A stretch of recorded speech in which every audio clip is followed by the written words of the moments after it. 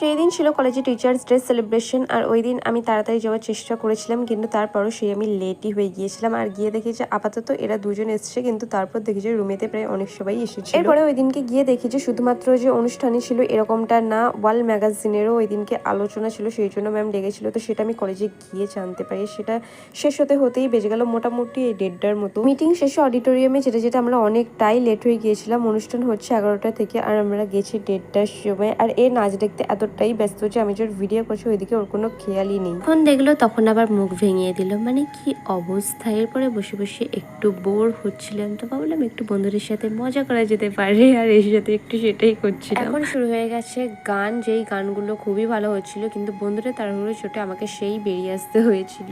যদিও আমি এরপরে গানগুলো অতটাও ভালো ছিল না, তাই এরা বললো যে চল আপাতত গঙ্গার ঘাট থেকে ঘুরে আসি। তো আমি বললাম ঠিক আছে চল, একটু হাওয়া খাওয়া যেতেই পারে। এরপরে চলে গেলাম গঙ্গায়, আর গিয়ে একটু হাওয়াকে চলে এলাম বাড়ি।